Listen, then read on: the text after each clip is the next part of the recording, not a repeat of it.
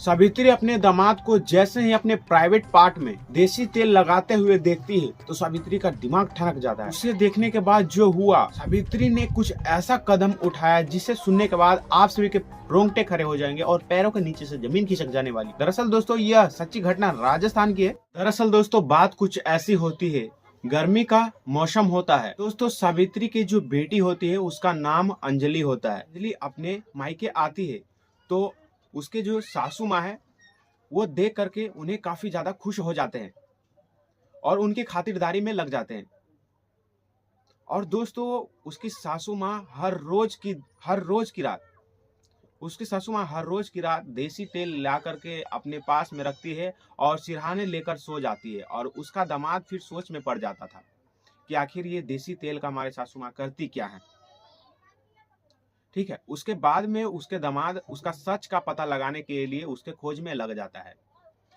दोस्तों बात कुछ ऐसी है कि जब अंजलि बहुत ही छोटी होती है 5 साल की होती है अंजलि, और जो होती है सावित्री, और अंजलि होती है मात्र 5 साल की।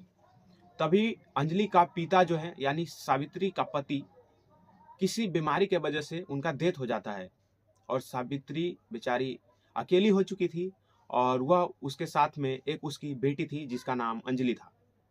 मात्र वह अपने बेटी की सहारा पर जिंदगी जी रही थी। फिर अपने बेटी की आगे के बारे में सोचने के लिए वह उन्होंने शुरू कर दिया और वह काफ़ी अच्छा खानदान से थी। उनके पास पैसे की कोई कमी नहीं थी। सावित्री के पास पैसे की कोई कमी नहीं थी, लेकिन जब वह इंसान ही नहीं रहा, उसका पति ही नहीं रहा था, तो पैसे की क्या वैल्यू थी।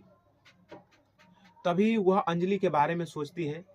जो सावित्री होती है वो अंजलि के बारे में सोचती है कि मैं इसके लिए आगे चल करके क्या करना चाहूँगी। तो वह अंजलि को एक अच्छे कॉलेज यूनिवर्सिटी जो होता है उसमें एडमिशन करा दी थी। पहले 5 से तो 10th क्लास तक अच्छे स्कूल में पढ़ाई थी।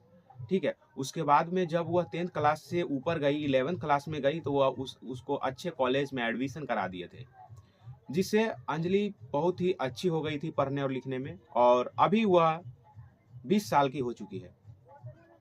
जब 20 साल की हो चुकी है अंजलि, तब सावित्री को यह ध्यान आता है कि मेरी बेटी काफी बड़ी हो चुकी है, यह शादी करने लायक हो चुकी है। तो सावित्री अपने पड़ोस के ही गांव में एक लड़का ढूंढता है जिसका नाम विकास होता है। तो वह उससे शादी करवा देती है। जब विकास से वह उसकी शादी करवा देती है अंजलि की, तो वह विकास जो है एक जॉब करता है, जो कि काफी दूर शहर में जॉब करता है। तो अंजलि उसी के साथ में रहा करती है। अभी से लगभग 5 साल बीत जाते हैं। जब अंजलि की शादी हो जाती है तो लगभग 5 साल बीत जाते हैं और 5 साल तक अंजलि का पति बाहर में ही काम करता है। वह एक जॉब करता है जो कि प्राइवेट जॉब होता है। उसमें अंजलि के पति को अच्छे खासे पैसे मिल जाते हैं, जिससे उनका घर परिवार चल जाता है। अंजलि का कोई बेटा बेटी नहीं था। अंजलि 5 साल से दोनों अपने पति के साथ में रह रहे हैं। और अंजलि एक दिन बोलती है कि अपने पति से, मुझे मम्मी के यहाँ जाना है, मुझे मायके जाना है, बहुत ही दिन हो गया। तो वह गर्मियों की छुट्टी ले करके अपने पति के साथ अपने मायके चली जाती है। जब दामाद और अंजलि अपने मायके जाती है तो उनके मम्मी जो हैं, सावित्री जो हैं, उनको देखते के साथ वो खुश हो जाती है, काफ़ी खुश हो जाती है, उनकी खातिरदारी में लग जाती है कि चलो बहुत ही दिन बाद मेरा बेटी और दामाद आए हैं, तो इनकी खातिरदारी करने लगती है। और वह फिर शाम को जाती है मार्केट, अच्छे अच्छे खाने ले आती है अपने दामाद और अपनी बेटी के लिए, क्योंकि बहुत दिन बाद आए थे। उसके बाद ठीक 9 बजे रात होती है, तो 9-10 बजे के करीब वो सोने के लिए अपने अपने बिस्तर पे जाते हैं। तो उसकी सासू माँ नीचे में बिस्तर बना रही थी अपने बेटी और दामाद के लिए, नीचे में, खुद ऊपर सोती थी छत पे। तो उनके दामाद ने अपने सासू माँ से कहा, सासू माँ मुझे ऊपर ही बिस्तर कर दो, गर्मी का मौसम है, ज़्यादा गर्मी लग रही है, तो ऊपर ही सोना मेरे लिए ठीक होगा। उनकी सासू माँ ने कहा, नहीं दामाद जी, आप गलत बोल रहे हैं, अगर जो आस पड़ोस वाले लोग देखेंगे तो क्या कहेंगे, हमें बेइज्जती होगी। तो उनका दामाद समझदार था, उन्होंने बोला कि चलो ठीक है, मैं नीचे ही सो जाऊंगा, आप मेरा बिस्तर लगा दो। सासू माँ उनका बिस्तर लगा दिए और खुद देसी तेल लग करके ऊपर छत पे चली गई सोने के लिए, अपने सिरहाने रख के सो गई देसी तेल। इस बार सच का पता नहीं लगता है और 1-2 दिन ऐसे ही बीत जाते हैं। रोज रात उसकी सासू माँ देसी तेल ले करके ऊपर छत पे जाती है और सिरहाने रख के सो जाती है। फिर यह दिन जब 5 दिन में बदल जाता है, जब 5वां दिन होता है, फिर भी अपने सासू माँ को ऐसा ही करते देख लिया था उसके दामाद ने। रोज देसी तेल लेकर के छत पे जाती थी और सिरहाने रख के सो जाती थी। फिर उसका दामाद के दिमाग में एक अफेयर चलने लगा। एक क्वेश्चन उत्पन्न होने लगा कि मेरे सासू माँ आखिर ये देसी तेल का करते क्या है। उसी का पता लगाने के लिए दोस्तों वह ऊपर जाते हैं। तो ठीक 1 बज रहा था करीबन रात के। तो उसके सासू माँ घर के बाहर जाते हैं, जो कि देसी तेल लेकर के जाते हैं। और फिर जब उसका दामाद उसके आधे रास्ते पे जाता है तो फर्स्ट दिन वो घूर कर चला आया था। जब इसी दिन जब छठा दिन होता है तब उसकी माँ फिर से तेल लेकर के जाती है बाहर की ओर। तो उसका दामाद भी ठीक उसके पीछा धरते हुए चला जाता है उसके पास ही। तो एक जंगल होता है एक पेड़ के पास में। वह एक बुजुर्ग आदमी के साथ में, मतलब हट्टा कट्ठा था वो भी, और सावित्री 45 साल की हो चुकी थी। तो लगभग 30 या 32 साल का जो बुजुर्ग आदमी होता है बड़ा, उसके साथ में गलत काम करने लगी, संबंध बनाने लगी। तो यह सब देख दामाद दंग रह गए। उसके रोंगटे खड़े हो गए, पैरों के नीचे से जमीन खिसक गई कि आखिरकार यह सासू माँ ऐसा कैसे कर सकती है। वह चौंक गया भाई। और उसके बाद में सासू माँ को जाने से पहले उसका दामाद घर चला जाता है और चुपचाप से सो जाता है। फिर 7वां दिन जब अगले रात होता है तो फिर से यही कारनामा उसकी सासू माँ करने लगती है और उसका दामाद सब कुछ देख लेता है।